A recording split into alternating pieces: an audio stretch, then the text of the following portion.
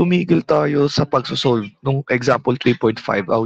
I have already provided you the formulas for spherical and cylindrical walls, di ba? So magsosolve na tayo ng sample problems for uh, spherical and cylindrical walls.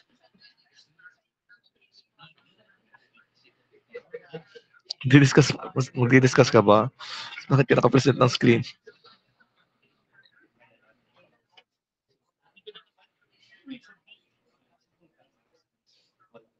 Let me present my screen.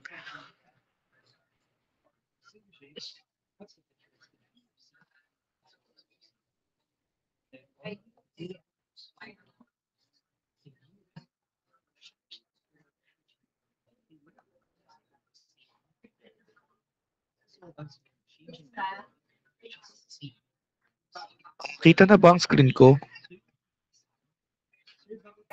Yes po, sir. Sige, saglit lang.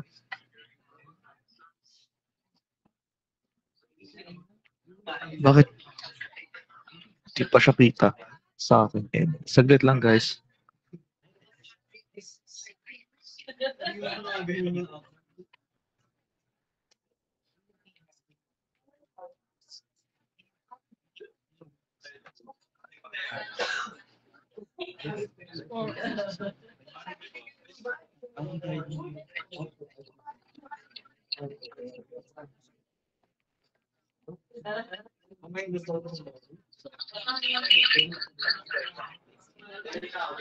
Sige, start tayo. Yan. The possible existence of an optimum insulation thickness for radial systems is suggested by the presence of competing effects associated with an increase in this thickness. In particular, although the conduction resistance increases with the addition of insulation, the convection resistance decreases due to increasing outer surface area. Hence, there may exist an insulation thickness that minimizes heat loss by maximizing the total resistance to heat transfer. Resolve this issue by considering the following system. A thin-walled copper tube of radius R is used to transport a low-temperature refrigerant and is at temperature T that is less than that of the ambient air at Z around the tube. Is there an optimum thickness associated with the application of insulation to the tube? And we have to consider the insulation is composed of cellular glass and outer surface convection coefficient is 5 watts per square meter Kelvin. So, i-breakdown natin siya isa-isa. Sabi sa tanong, ah, ka- kapag tayo ay naggagawa ng resistances, let's say, meron tayong, kapag cylindrical system, let's say, meron tayong cylinder. Siyempre, cross-section yan is bilog. Ganyan. Sabi, yung conduction resistance, ating R conduction, increases with the increase ng insulation natin. Which is, this is true. Tunay naman yan. This is true.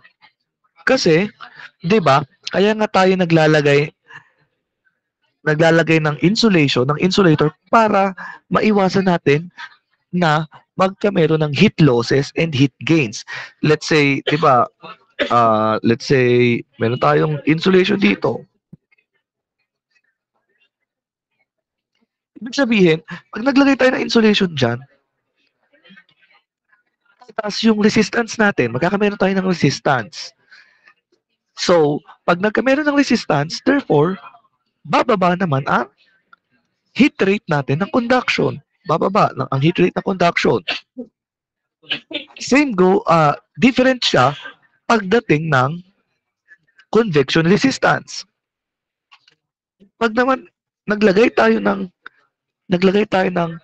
insulator, naglagay tayo ng insulation, bababa ang convection resistance kapag naglagay tayo ng insulation. And tataas naman ang kanyang convection coefficient.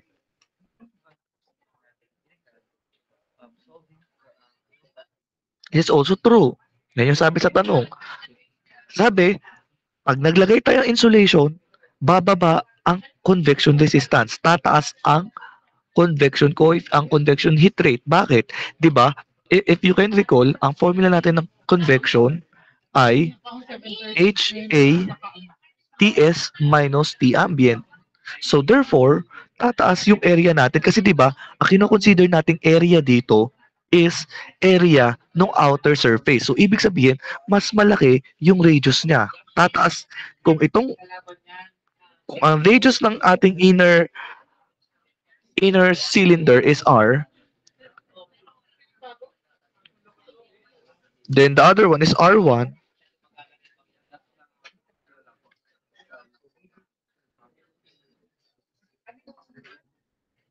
Yan, 'di ba? Mas malaki yung si R1. So ibig sabihin, ito, 'di ba? Ito kasi yung may contact sa surface. Sorry, may contact sa fluid.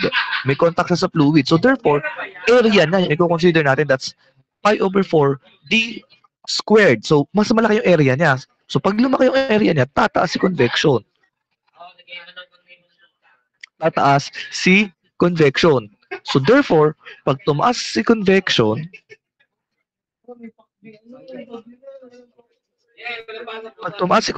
yung heat rate, 'di ba?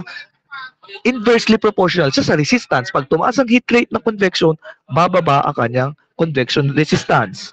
So yun yung sinasabi sa tanong. And sabi din sa tanong, hence, pwede daw na mangyari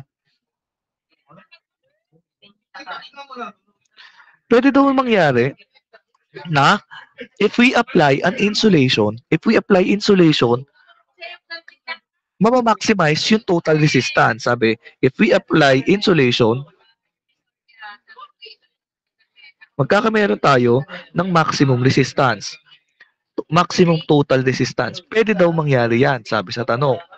Pwede daw mangyari yan. I-prove daw natin na pwede. Ano bang ibig sabihin yan? Ibig sabihin, pag naglagay tayo ng total resistance, naglagay tayo ng insulation, ang lagi nating makukuhang total resistance, pag pagsamahin ng resistance ng conduction at resistance ng convection, laging maximum value ang makukuha natin. When we apply insulation thickness, laging maximum. Yun yung sabi sa tanong. I-prove daw natin yun. Given, paano natin siya i-prove? Given, meron daw thin-walled copper tube of radius R, yan yon. Used to transport low temperature refrigerant. So, ibig sabihin, may refrigerant daw tayo sa loob na ang temperature T. And then, that is less than that of ambient air at Z around the tube. So, meron tayong ambient air.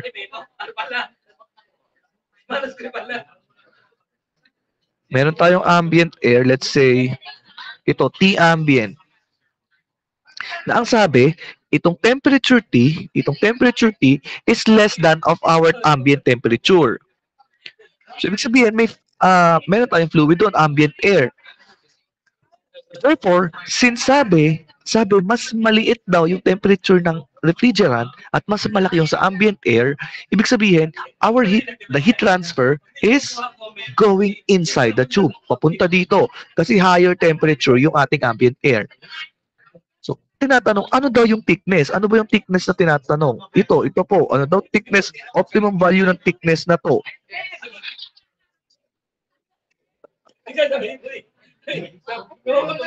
Ano daw maximum thickness nito?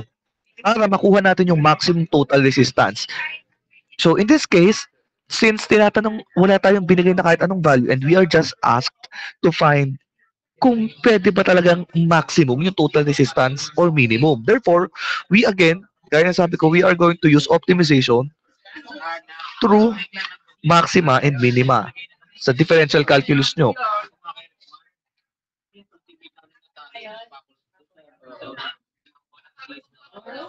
So, in this, iso-solve natin ang iso-solve natin kung mama-maximize natin. So, paano natin malalaman kung mama-maximize? We solve for the first derivative ng resistance. Para makuha natin yung optimum thickness, optimum insulation thickness. Ito, para ma-solve natin yan. And then after that, iso-solve natin ang Isosolve natin ang second derivative para malaman kung maximum or minimum total resistance.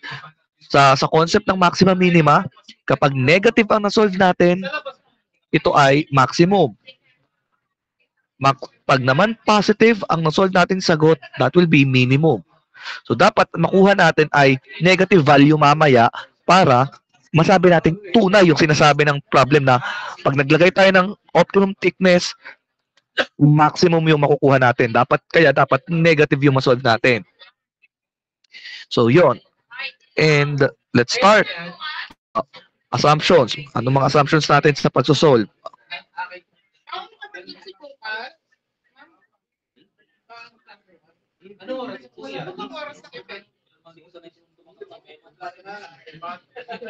Let's have one-dimensional conduction. We analyze this one-dimensional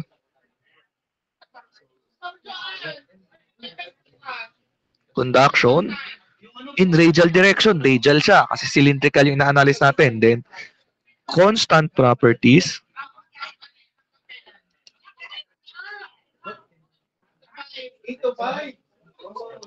Then ano pa? Steady state. Wala tayong stored energy, wala tayong change in temperature with respect to time. So steady state condition. Then wala tayong internal heat generation.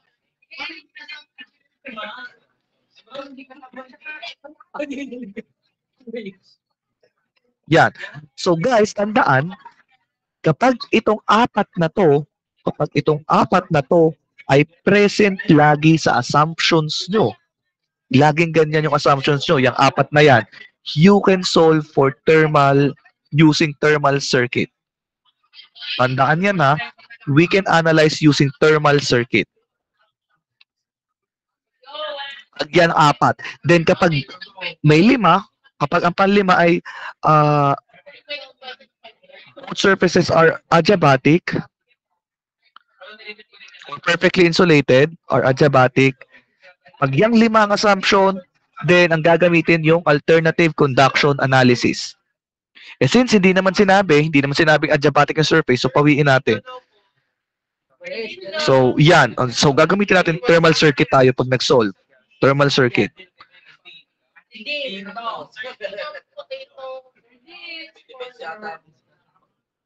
Yan.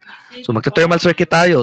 Need natin ng properties ng ating cellular glass, yung insulator natin. Kasi insulator daw natin is composed of cellular glass. So properties, ginamit nakita na natin to last time. This is K equals 0.055 watt per meter Kelvin. Cellular glass.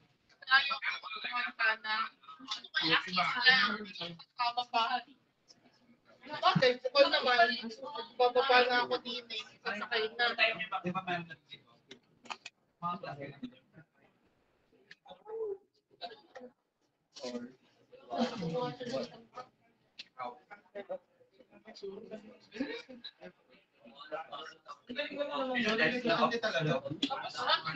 Tapos nga, dati ka pa kanilang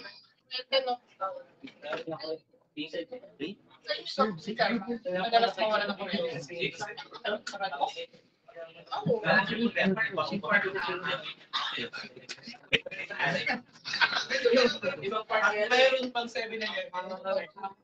Yan, so we solve.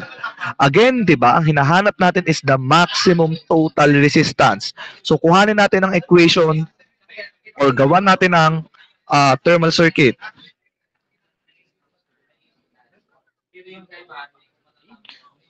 Gawa natin ang thermal circuit. So, di ba, alam natin mula sa labas yung heat flux natin.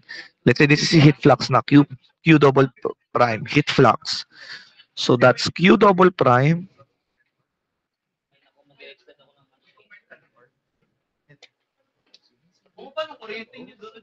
papunta dyan. So, ang unang temperature natin is T ambient. Then, meron tayong insulator doon, kaya meron tayong conduction. So, this is ln R over R sub 1 over K. 2 pi K. Then, ito yon. Sorry, hindi pala. Ang una pala ay convection pala yung una natin. From T ambient, di ba? From T ambient napunta sa surface, meron tayong convection. Convection pala yung meron tayo. So, convection natin is 1 over 2 pi RH. May given tayong radius, so therefore, heat per unit length tayo. So, Q prime lang pala to. Meron. Kaya 2 pi RH, gaya na sabi ko last time. Kasi wala tayong length, 'di ba? 2 pi in H times area. Wala tayong length. So, we assume this is heat rate per unit length. Kaya sa 2 pi R LH, cancel si L, 2 pi RH. Then, temperature nitong surface na sunod, then yung sunod na surface sa loob, this will be, ito na yung conduction. So, Ln R over Ri, kasi papunta doon, nasa taas kung saan pupuntahan, over 2 pi, walang length, 2 pi L dapat, kaso wala tayong length, so that's 2 pi K. Kulang tayo ng assumptions pala, hindi natin, 'di ba? Sinabi ko sa inyo din last time that the temperature of the inner surface is equal to the temperature of refrigerant. Yeah. Then, yung inside temperature na natin. Yan. So, solving for the heat heat rate per unit length, this is T ambient minus T sub 1, T inside pala, sorry, over 1 over 2 pi RH plus ln R over R sub 1 all over 2 pi K.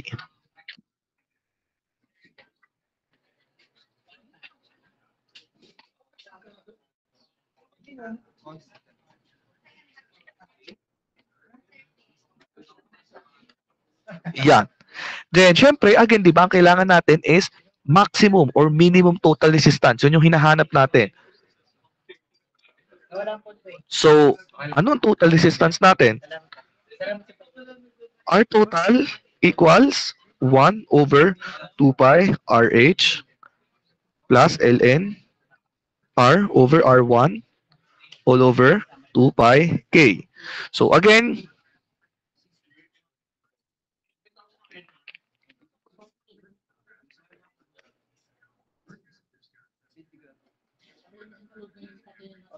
saglit lang guys.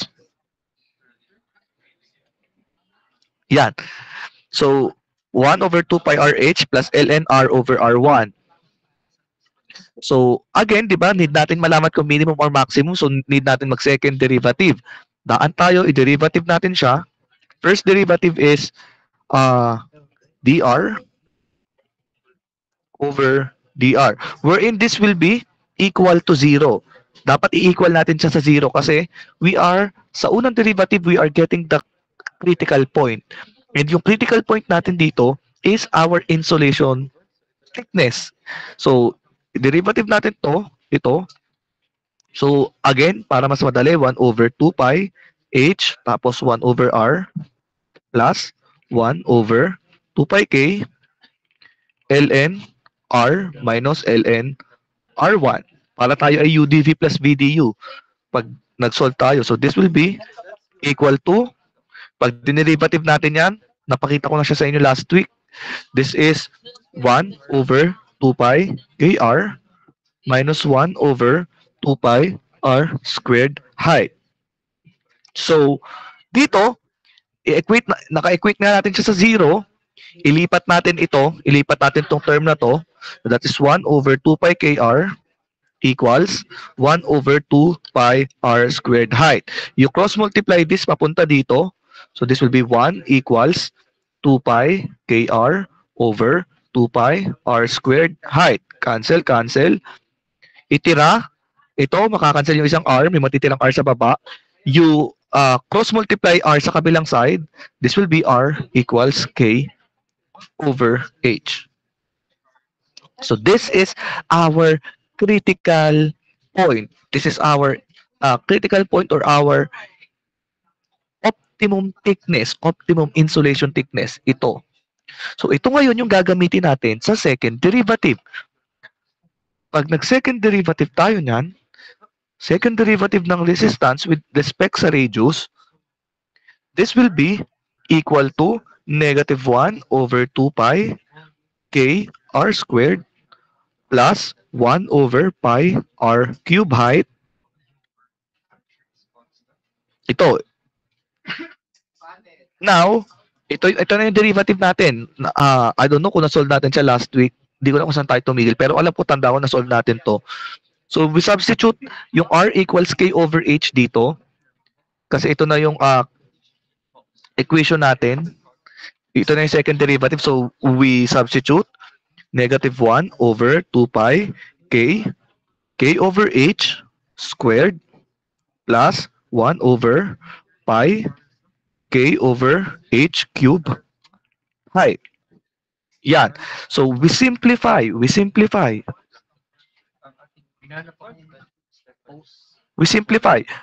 Ilabas natin ang 1 over pi k. Oh, ba't umiikot? K over h squared. So, pag nilabas natin yan,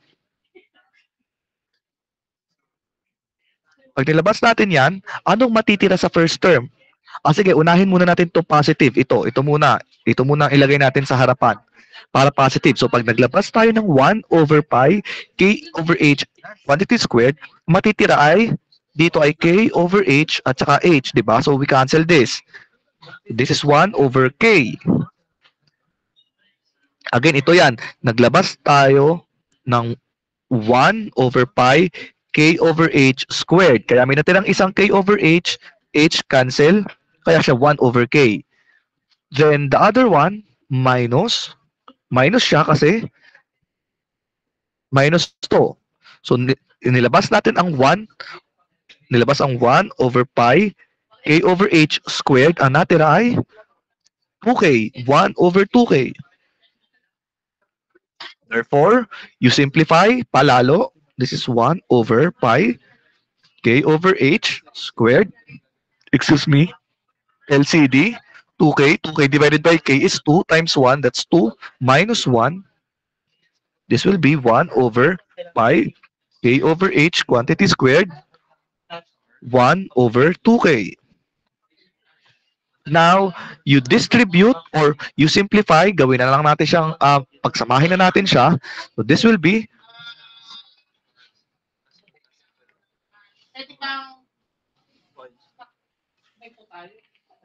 This will be 1 over 2k, 2 pi, ito 2 pi, tas yung k squared times k is k cube over h squared. So ito yung ating second derivative. Yeah. Ito, 1, 3 something. Ikaw, mga 1, 5. Wow! Kasi kailangan Ayoko na pagbayad ng mag-discuss. bills. Ayoko. Pagbayad din ng bills. Yan. Ngayon, kung mapapansin nyo, if you substitute the value of our k and our h na given, which is k, again is 0.055, and your h is 5 watts per square meter Kelvin, baka yung iba ay sobrang lost, try page 43 ha, page 43.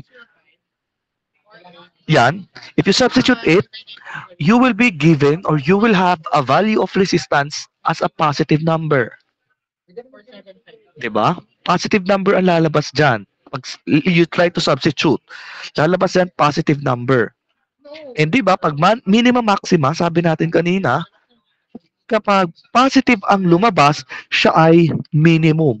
Ibig sabihin, palagi, ang masosolve natin dito is a minimum resistance. Minimum total resistance. Yan. Yan lagi yung masosolve natin kasi ang values natin ng K at H is always K at H is always a positive value. So pag sinubstitute natin lagi dyan, sinubstitute natin palagi dyan, lalabas sa sagot lagi is a positive number. Therefore, positive number, minimum total resistance siya based sa minima maxima optimization sa DEFCAL nyo. So since that is the case, therefore, your final answer should be is kasi sabi diyan, there may exist an insulation thickness that maximizes total resistance. Therefore, your comment is, the insulation thickness natin again, ay itong K over H. So, the insulation thickness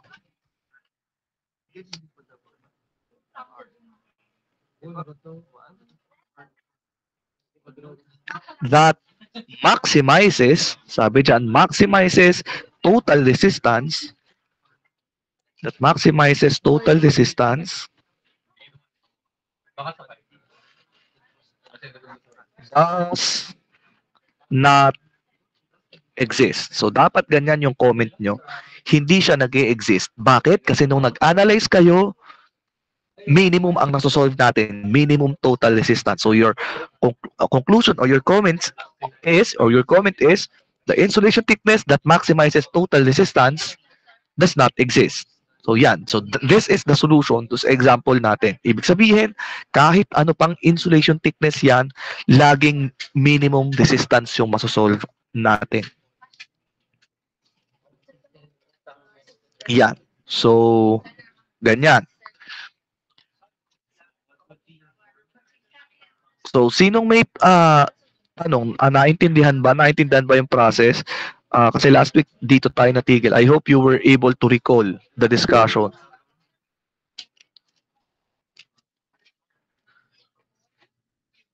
May tanong kayo? Naintindihan nyo ga? Naintindihan nyo kung paano pinaggagawa dito?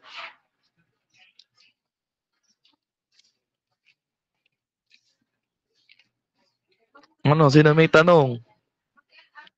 Tanong na kayo, tanong na. Again, this is for cylindrical systems. Cylindrical yan. Ang cylindrical are for tubes, pipes, yan.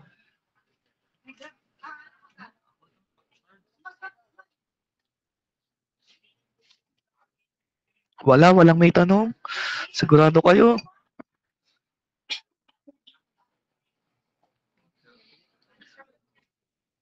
If walang tanong, let's proceed to the next example. Yung next example natin is spherical.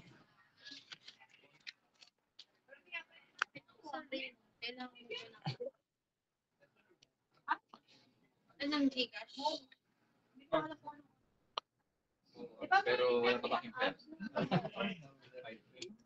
Sige, pagka kailangan mo sa akin ka na magpapala. Ano ang tawag doon? Bibigyan mo ako ng cash, bibigyan ka ng Gcash. Yun.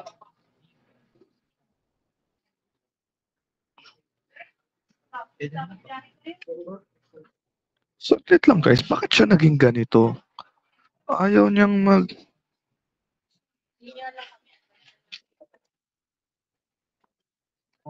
hindi siya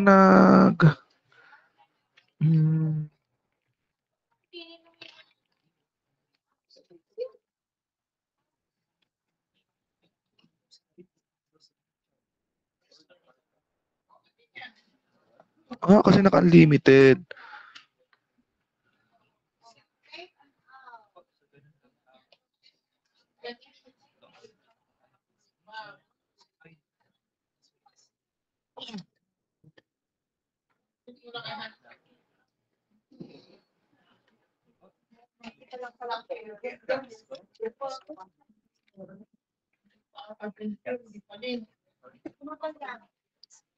Sige, balik natin. Sorry guys. Di ko napansin.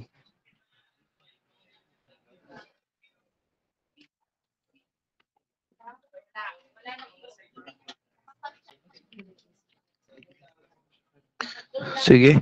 Next problem tayo. Let's solve for spherical systems naman.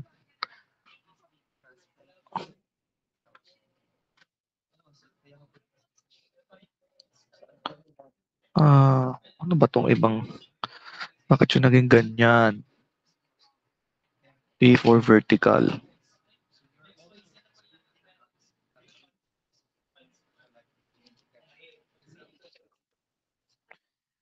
Yan.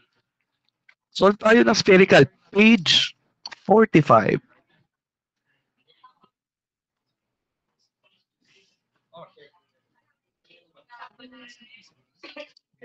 Saglit lang. Paano ba ilak to? Ano ba naglalak ng screen? Ito. Yan. Let's have example 3.6. A spherical thin-walled metallic container. So, spherical daw. Sinabi, spherical. Hindi na siya tube, hindi siya pipe. Sphere na siyang container.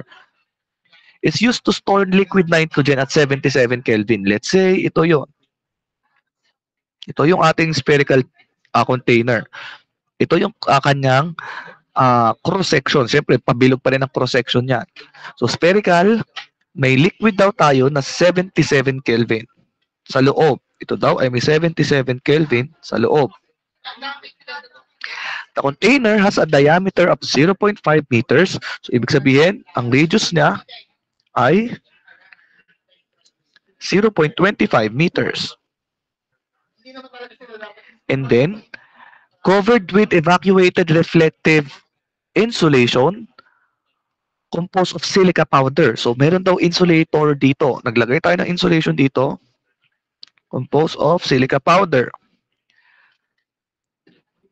So, ito daw ay 25 millimeters thick.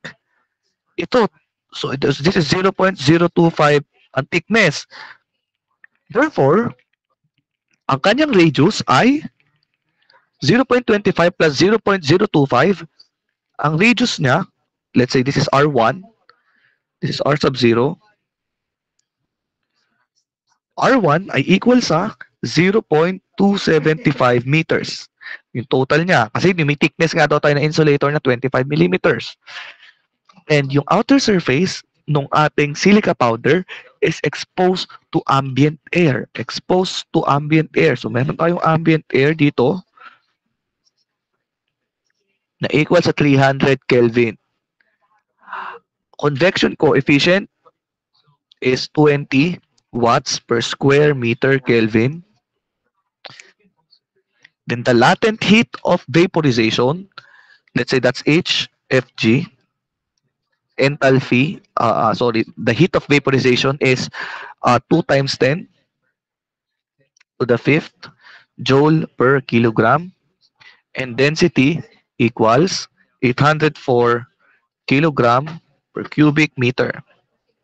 Tinatanong ay, what is the rate of heat transfer?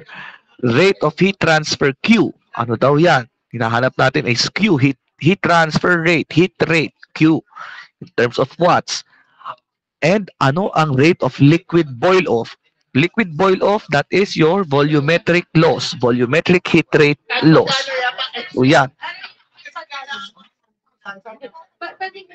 So, Hardbound ba? Okay na din daw po. Hardbound na kayo.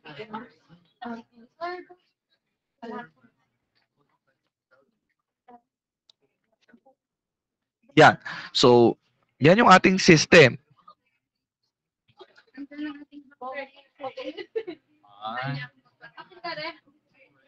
Let's have the assumptions.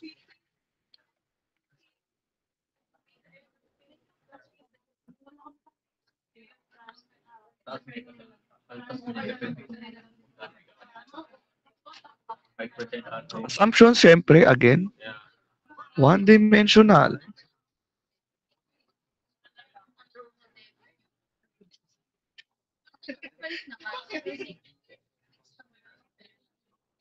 Then, steady state.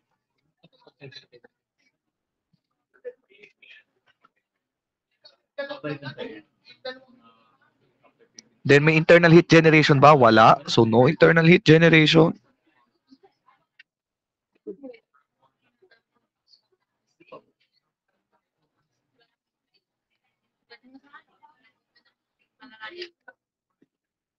Then, ano pa ang assumptions natin?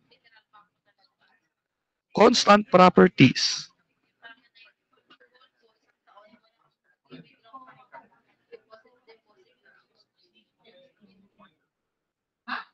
Yun na yung magiging And ano pa? Since hindi tayo binigyan ng surface temperature, hindi natin alam kung ano ang temperature nitong part na to. Hindi natin alam kung ano temperature niyan. Eh since siya ay exposed sa nitrogen sa loob, yan. Since exposure sa nitrogen, we can also assume that the temperature, the surface temperature of the container is equal to the temperature of nitrogen. Yun. So therefore, guys, since equal, diba, inassume natin na equal yung surface na to, let's say, let's have this T sub 1 or T sub 0, equal siya sa temperature ng nitrogen. Therefore, kahit pa fluid ang nitrogen, walang mangyayaring convection heat transfer dyan. Bakit? Kasi walang temperature difference. Pareho sila ng temperature, so walang convection heat transfer coefficient. Kahit pa yung surface ng liquid ay surface ng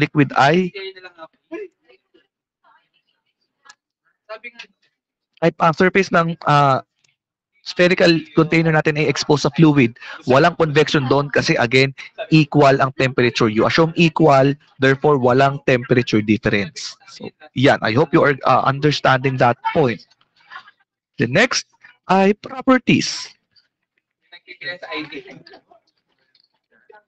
Nakihanap po ng ano yung ating insulator. Anong property ng insulator natin? Silica powder. Pakihanap po sa table ng value ng silica powder. Make sure that you search silica powder.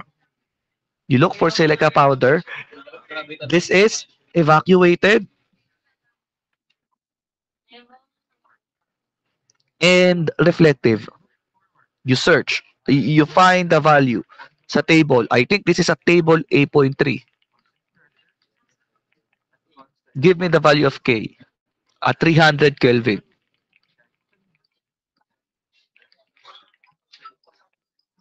Pakihanap po.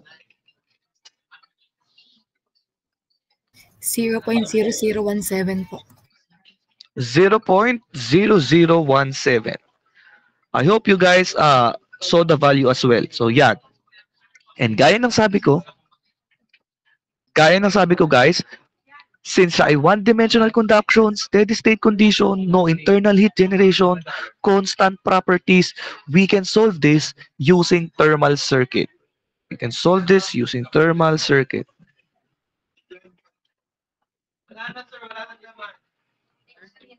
So based sa diagram natin, again, mas mataas ang temperature sa labas. So ang heat rate natin ay from outside ulit. Papaganyan. Yung heat flow natin. So considering that, heat rate, Q, papunta dito. So nasa labas is ambient. Papunta pa ambient, tapos papunta sa surface ng silica powder, we have convection. So this is 1 over H area. Ang area, diba, H area, anong area ng sphere? That is 4 pi r squared. Then, nasa surface tayo ng silica powder. Surface ng silica powder, papuntang surface ng spherical container, we have conduction. And ang conduction natin, ang resistance ng conduction, ay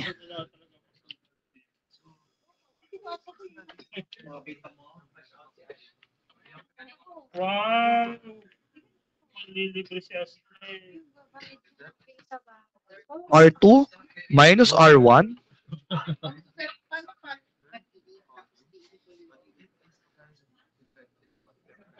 Hindi ka na babayaran. Live ka na eh. Oh, wala tayong R2 minus R1. Ang gamit natin ay R1 minus R0. So this is R1 minus R0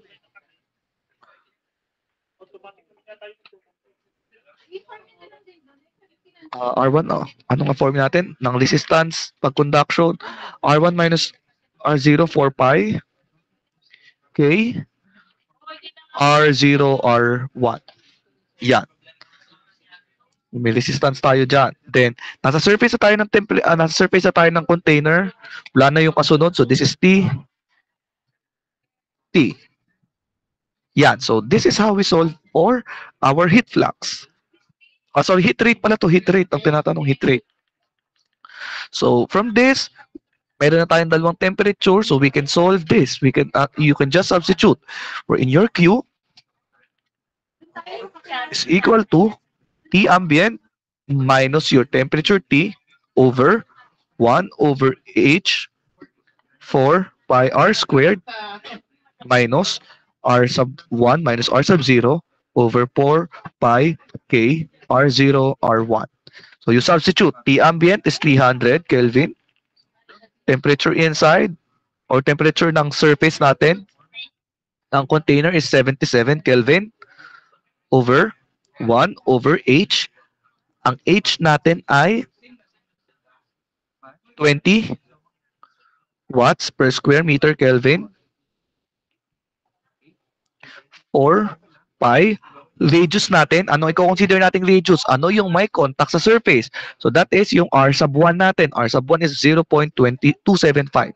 0.275 meter squared. Kasi again, siya yung may contact sa fluid, huwag malilito. Sa silica powder yan, over R sub 1 is 0.275 meters minus R sub 0 is 0.25 meters over 4 pi. K natin is 0.0017 watt per meter Kelvin. Then your R sub 0 is 0.25 meters.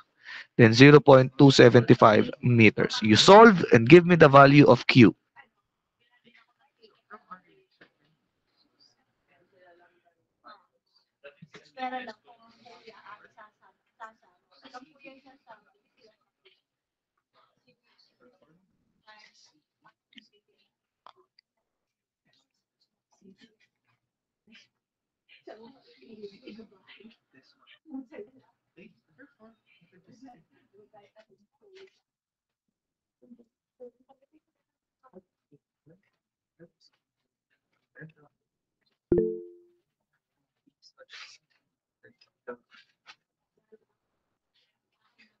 Negative 13. Negative ba? Sorry, this is not minus pala. Plus nga ito, di ba? Total resistance tayo. Plus to plus. Sorry, plus to plus. Kasi nag-add tayo ng resistances, di ba? Plus yan, plus. Paki-resolve. Nagpa-plus tayo ng resistances, di ba? Total resistances. We add up.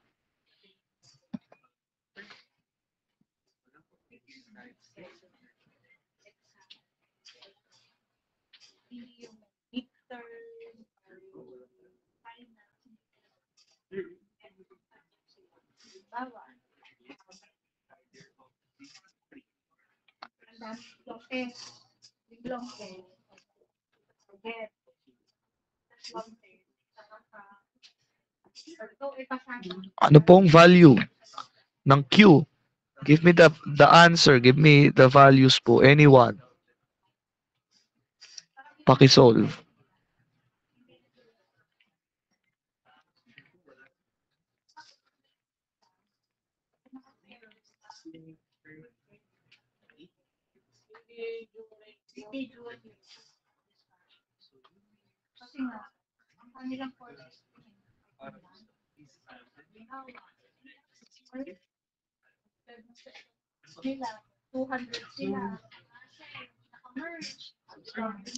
Bakit iba-iba kayo ng decimal? I-double check. Magkakaiba kayo ng decimal.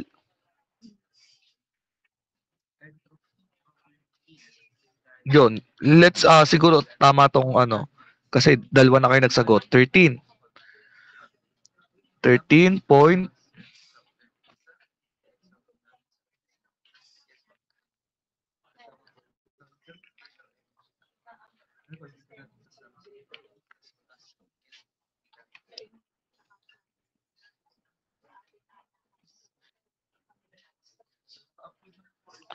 13.06, 038706 watts. So this is your uh, heat rate. Saglit lang guys.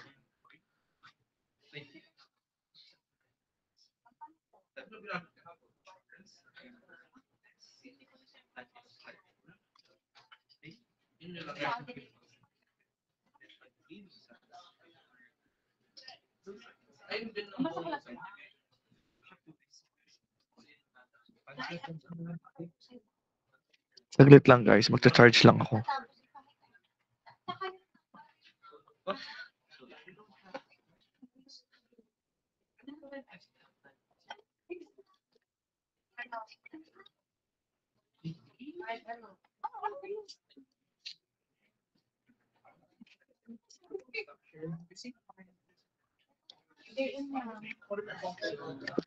Yan, next, di ba hinahanap pa sa atin ang boil off, ang volumetric boil off.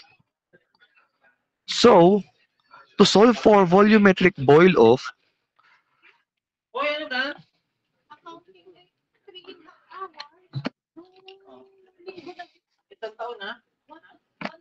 is mag-energy balance tayo.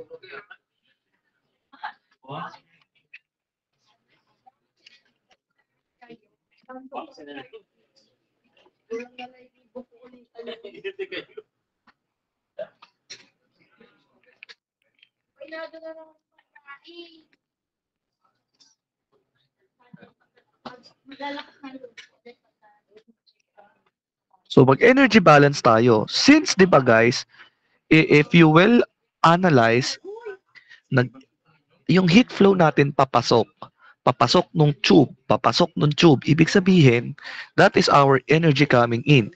And since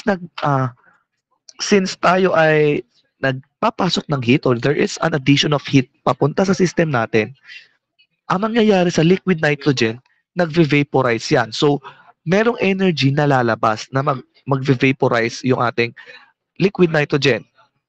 Therefore, kapag nag-vaporize siya,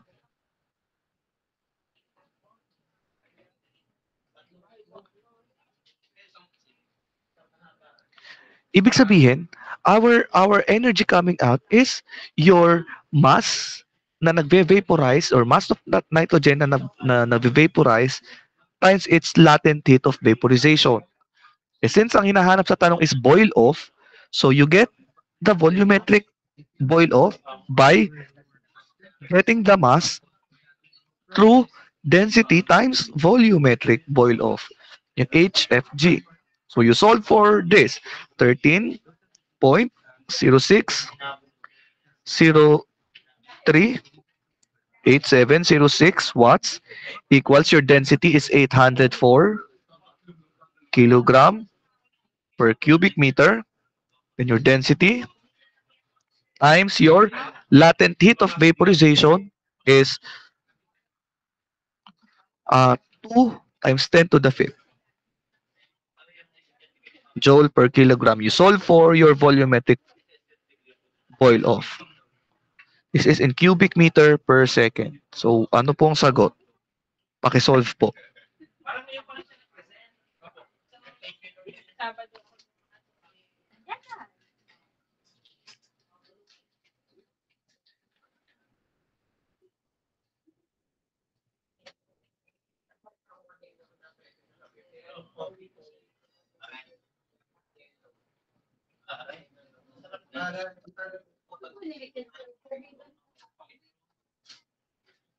Shift solve nyo, i-shift solve. Ano makukuha ang volumetric boil off? Anong boil off rate natin?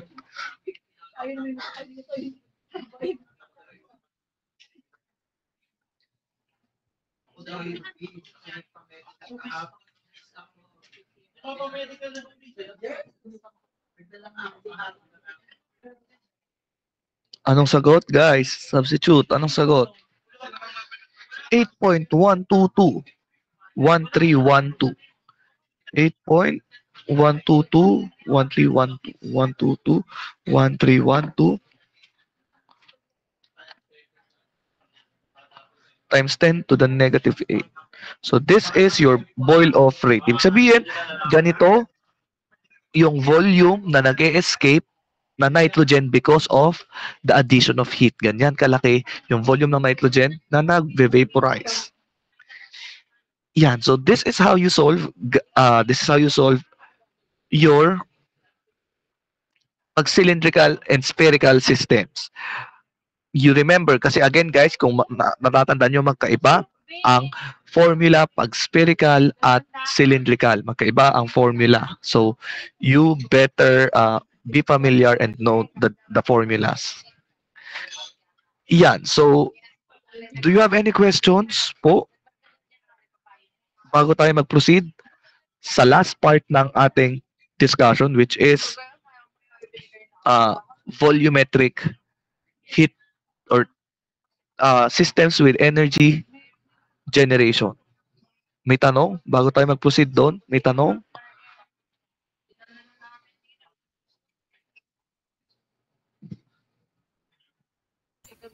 Wala po, sir.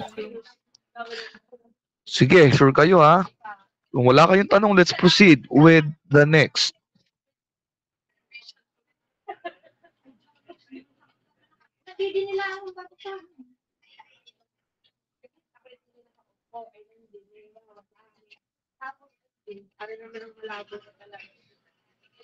So, the last part ng discussion natin for one dimension, next week we'll be discussing two dimension na. Two dimension na tayo mag-a-analyze, hindi na lang sa X. Pati Y, i-analyze natin, Y direction. So, the last part muna, bago tayo mag-proceed doon, is conduction with thermal energy generation. Oops, nawala.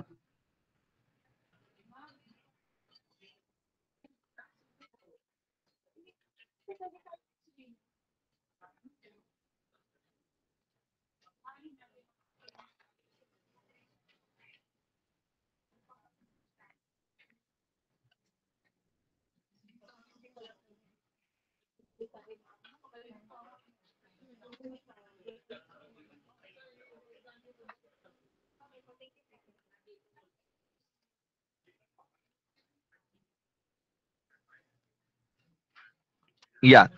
Conduction with thermal energy generation. Ibig sabihin, dito, we will now consider the formulas. We will now consider the formulas na merong energy generation. Therefore, kung maaalala nyo,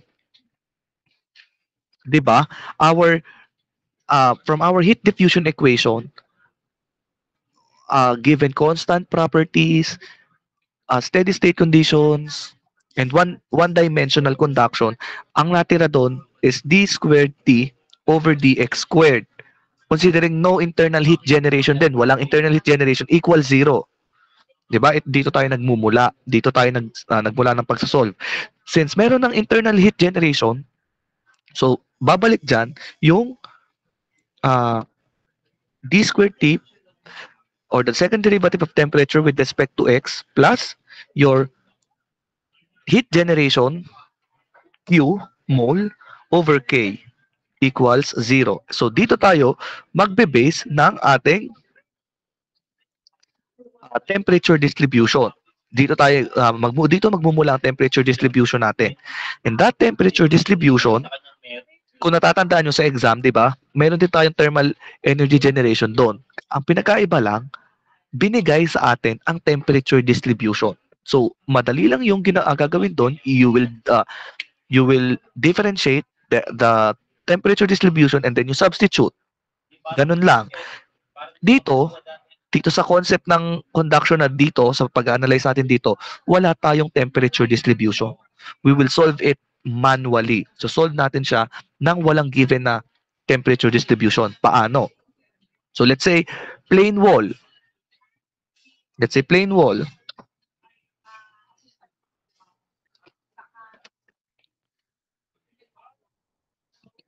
Excuse me. Bago natin pala siya i-solve, I want you to take a look at this.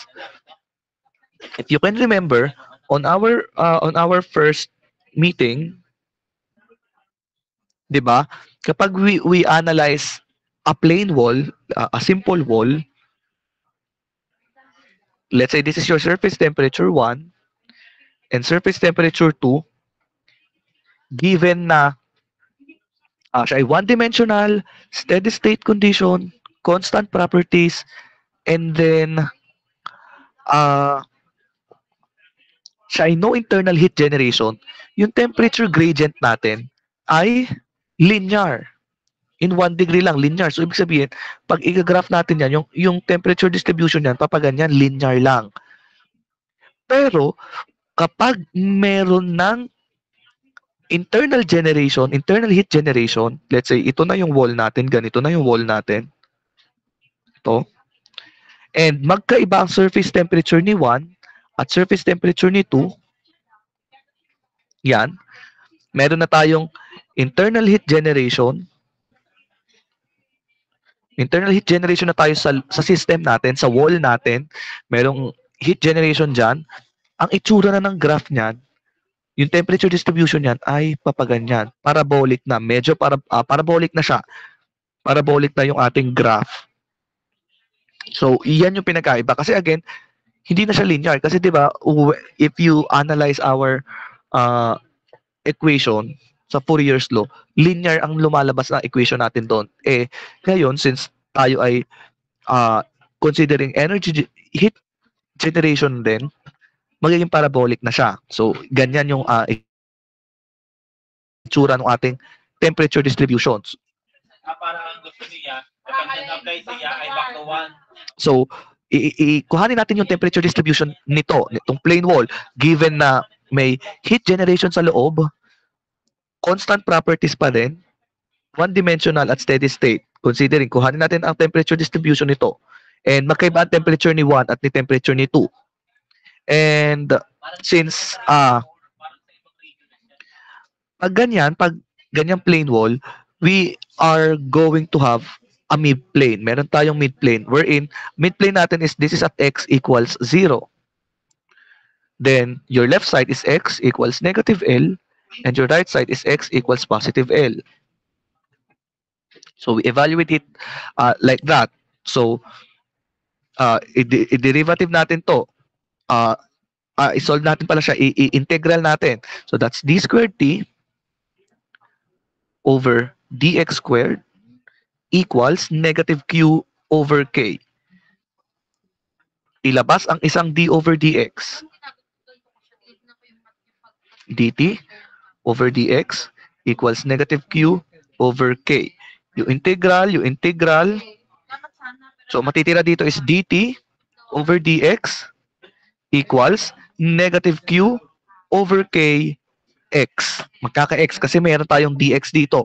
Sineparate natin, nilipat natin sa kabila, separate ng variable, that's dx. Kaya nagka-x tayo dyan. Plus, palaging may arbitrary constant 1. The next, i-integral ulit natin. Integral ulit natin ng isa pa. Itong dx, separation ng variable, ilagay ulit natin siya dito sa kabila. Transpose natin dyan, so makakancel to. So, integral ng dt is your t equals negative q x over k dx will be negative q over 2k x squared plus c1 dx is c1x plus the arbitrary constant 2. So this is your general solution. This is your general solution. Then, ang kailangan natin is the particular solution. So same lang process natin. We evaluate it at our boundary conditions.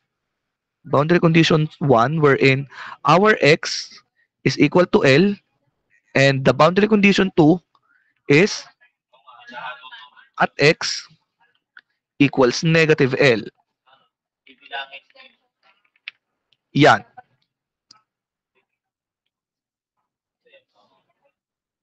So, unahin natin at boundary condition 1 at x equals L. So, ang mangyayari, at x equals L, ito, at x equals positive L, ito, ito, ang temperature niya ay T2 or let's say that's TS2. TS2. This is TS1. Surface temperature 1. This is surface temperature 2. So at X equals L, temperature natin is TS2. Equals negative Q over 2K L squared plus C1 L plus C2. Then at boundary condition 2, wherein X equals negative L, pag negative L tayo, ang surface temperature natin or temperature natin is TS1. So this is TS1. TS1 equals negative Q over 2K negative L squared plus C1 negative L plus C2. So since meron na tayong dalawang conditions, we can easily solve for our arbitrary constants. Let's say i-minus natin ang TS2, yung buong mo yan, i-combine natin, i-minus natin. So TS1 minus TS2 is TS1 minus TS2. Then ito, yung una natin, this is equation 1, equation 2. Yung equation 1 natin, di ba, minus ka natin siya. So negative times negative, magpa-positive. So itong Q over 2KL squared ay positive. Itong nasa baba, negative L squared, magpa-positive yan. Positive times negative, negative. So this will be cancelled out. Kasi positive at negative. Then itong taas, negative C1L. Magiging negative C1L. Then ang equation 2, negative C1L din. So therefore, this will be C1 negative 2L. C1 negative 2L. Kasi dalawa yung taas ay C1 negative L, baba C1 negative L. So siya magiging C1 negative 2L. Then si equation 1, negative C2. Si baba, positive C2. So cancel. Cancel. So ito ang ating C1. Therefore, our C1, when you divide both sides by negative 2L, you divide both sides by negative 2L, this will be TS1 minus TS2 over negative 2L. So you simplify this will just be TS2 minus TS1 over 2L. Bakit siya naging ganyan? I-times mo yung negative, itaas mo yung negative sign. So negative TS1, ito negative TS1, then negative TS2 times negative positive TS2. So this is your C sub 1. This is your C sub 1. Now next, you substitute this C sub 1 to equation 1. You substitute it here sa equation 1. So that's TS2 equals negative Q over 2K L squared plus your C1 again is TS2 minus TS1 over 2L L plus C2. So you cancel L, you get C2. Ito C2 na to, so you retain C2. C2 equals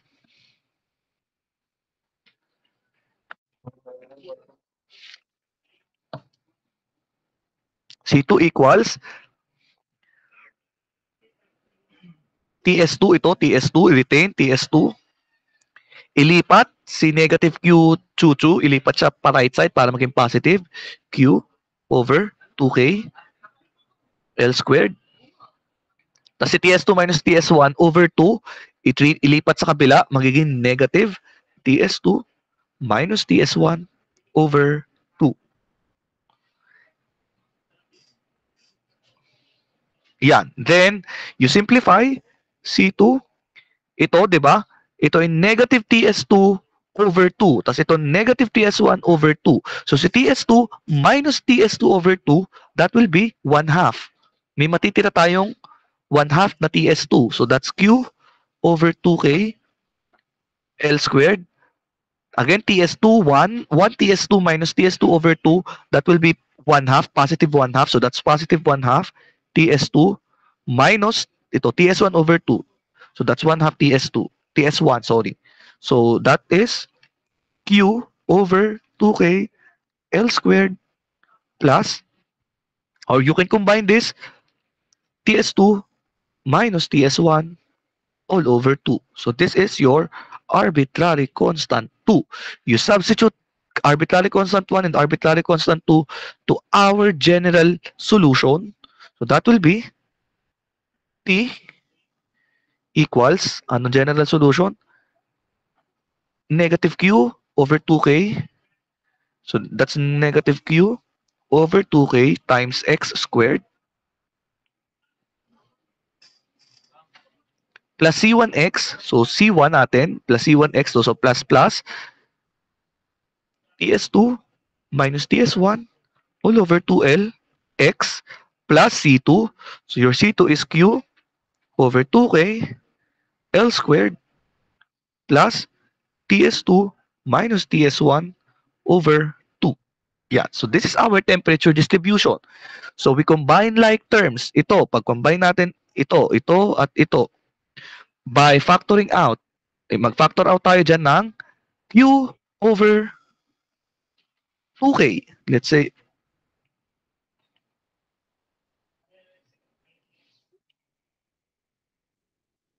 pawiin natin. We factor out Q over 2K. Isama na natin si L squared. Q over 2K L squared. L squared. So, ito, since nag-factor out tayo dito, i-divide mo yan, matitira 1. Diba?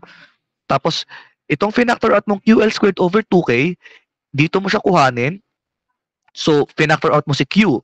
So, pag finactor out mo si Q, so magwa 1 yan. Si 2K, 1 din. Ang natira, X squared, kaya siya minus X squared. Since nag-divide tayo ng L squared, meron tayong L squared dito kasi wala ka naman nakikitang L squared dun sa part na yon.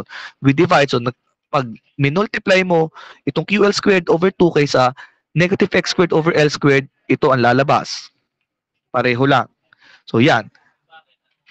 Then, plus, ito, TS2 minus TS1 over 2 X over L. Ito yan, X over L.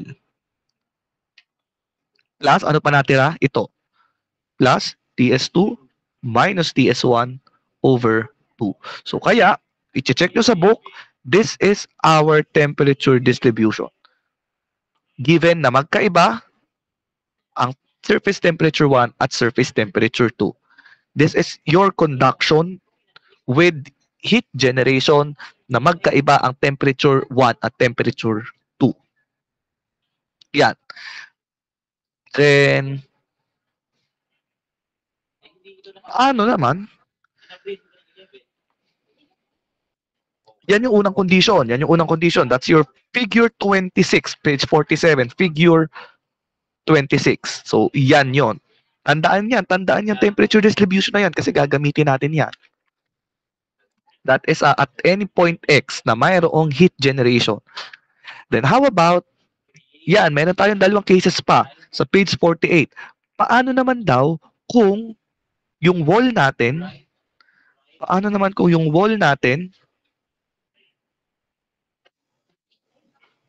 ay symmetrical yung boundary conditions? Ibig sabihin, yes po. Sir, may tanong lang po dun sa temperature distribution. Ang Yes nasa po. libro po kasi ay yung sa pinakadulo pong term ay TS1 plus TS2 over 2. Saglit. Q over, may mali tayo dito, saglit lang. I-double check ko ulit yung solution na ginawa natin. Ito. Sa part ng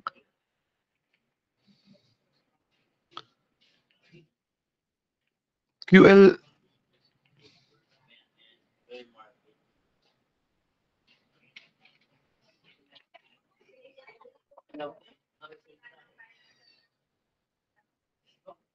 tama. Ito, guys, nakita ko na. Kasi 'di ba, C2 dito, nakita ko na. TS2, 'di ba tinranspose natin si C2. Tapos TS2 natira siya dito sa left side. Pinagpalit lang natin sila. So TS2 plus QL squared 2K minus ito, nakaganto to. Kasi buong term siya nating nilipat. So therefore, i-distribute mo, pag dinistribute natin si negative at negative, magiging positive si TS1. Yan, magiging positive. So, ngayon, di ba pinag-minus natin si TS2 minus TS2 over 2, kaya siya naging 1 half TS2. Ito, since negative at negative TS1, magpa-positive. So, this is positive. TS2 plus TS1. So, this is positive to. Yun. Thank you, thank you, thank you. That's a good... Ay, thank you. Yun. Yan. Kamali lang tayo sa derivation. Wait. Double check ko. Yan, tama. Tama. Pareho na ba siya ng nasa book? QL squared over 2K 1 minus x squared over L squared TS2 minus TS1. Yan. Yan. That's good. Thank you. Yon, nagkamali lang tayo dito kasi hindi kasi natin na-distribute yung negative sign. Kaya siya kanina TS2 minus TS1 yung nakasulat. But yan, that is our solution. Thank you. So, let's proceed. Sa next case natin daw ay symmetrical yung boundary conditions. Ibig sabihin, itong wall na to is itong wall na to ay yung surface niya dito, this TS1, yung temperature kay TS2. Ano daw pag ganyan? Equal ang temperature nila, symmetrical sila. Ibig sabihin, perfect yung kanyang parabola. Sobrang perfect yan. Let's say perfect yan. I-imagine yung perfect yung parabola natin. Ganyan yung temperature distribution niya. So, sa midplane natin, di ba, at x equals 0, since siya ay symmetrical, at t sub 0, this is your maximum temperature. Based sa diagram, at x equals 0, this is x equals negative L, this is x equals positive L. Yan.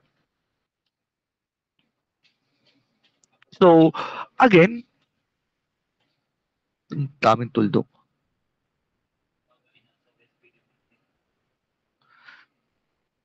Ayan guys, again, pag equal ang surface temperature 1 at surface temperature 2, parabolic yung ating curve, yung ating temperature gradient, and the maximum temperature occurs at temperature 0.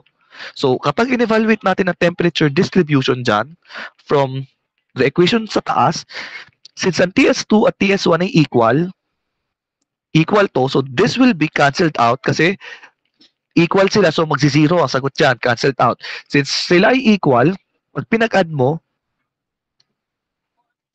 let's say this is 1, let's say ang value ng TS1 is 1, ang TS2 ay 1 din. So ito, 1 minus 1 ay 0, so kaya siya cancelled out. Then ito, 1 plus 1 ay 2, divided by 2, that will just be your TS. So therefore, ang ating temperature distribution at X, dito, pag ganito yung case, equal ang surface temperatures, then that will be Q over 2K L squared plus your surface temperature. Either surface temperature 1 or surface temperature 2. Maalin, kasi equal naman sila. So this is your surface temperature. Therefore, kapag naman, you evaluate, again, this is for symmetrical, symmetrical yan. And if you want to solve for your T sub 0, yung maximum temperature, T sub 0, so,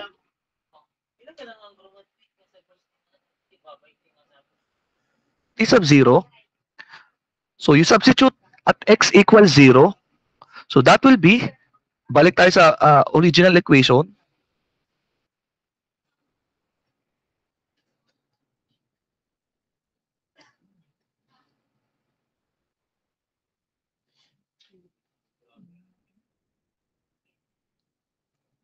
sorry, mali ang temperature distribution natin. Dito, mali. Kasi, siya pala ay Q over 2k L squared. Meron pa pala siyang 1 minus x squared L squared. Sorry, hindi ko napansin. Just 1 minus x squared over L squared. Tapos, plus TS2 plus TS1 over 2. So, yeah. So, this is your temperature distribution. Then, sa pag T sub 0, so you substitute x equals 0 dito. So, this is, pag ito ay na 0 out, so that's 1 minus 0 is 1. Therefore, your T sub 0, you can solve that for, sorry, this is not TS1 plus TS2 na nga pala. This is TS na. Kasi maaling value, equal naman. So, this is TS. So, yan, 1 minus 0 is 1 times QL squared over 2K. So, that's QL squared over 2K plus your TS. Ito, ang formula mo, maximum temperature kapag symmetrical. Kapag symmetrical, equal ang surface temperatures ng both walls. Yan. Ganyan ang formula.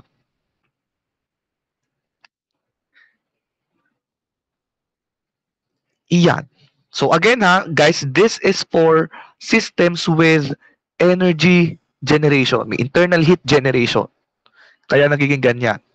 And then, last case, let's say, sabi dyan, yung letter B, plain wall din siya, pero the other side is insulated. Insulated, tas meron tayong heat generation. Insulated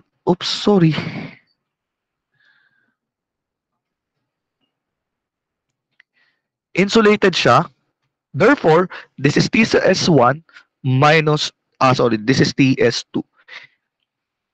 Pag ganito yung case, since siya ay insulated siya on the other surface, ibig sabihin your maximum temperature is TS1. TS1 is your maximum temperature. Tandaan yan, TS1 na yung maximum temperature. Bakit? Kasi walang heat coming in. No heat inflow. Walang pumapasok na heat dito. Walang conduction dito eh. Diba? Kasi insulated yan. Walang conduction dyan. So, ibig sabihin, yung temperature at surface 1, sana yung pinakamataas na temperature. Doon magmumula. So, therefore, ang formula niya, is still, you can get the value of Q, your volumetric heat flow, through TS1 equals Q L squared over 2K plus TS2. Kapareho lang siya ito nito. Kasi, guys, again, that is already your maximum temperature. And since may heat generation, parabolic siya. So, papaganyan din yan. Again, your T1 is your maximum temperature. So, pareho lang ang pag-a-analyze ng maximum temperature kapag symmetrical at kapag yung isang side is adiabatic. Pareho lang. So, tandaan yan. Again, pag adiabatic ang one side, then that side is already the highest temperature. Ayan. Hanggang dyan muna. We'll be solving problems. Yung example 3.7 on our next meeting. I do hope you somehow get the point ng ating discussion na yan. Alam ko mahirap siya, kasi nakakabaliw siyang i-analyze, 'di ba? But sorry guys, ganun talaga. We are always looking for the changes in temperature because we're evaluating heat. Yon. So you understand this? I really think I was able to show you the derivation and the solution So you understand this, have a practice, make sure that you understand uh, how you do uh, the assumptions pa rin. Yun. So I think that's it for today. Do you guys have any questions?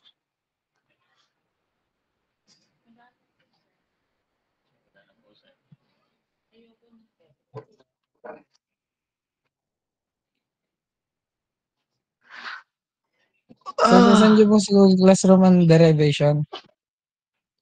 siguro pag natapos ko siyang i-discuss sa lahat ng section. Okay po, thank you po. Yun, if wala nang tanong pa, open cam na ulit, class pa screenshot.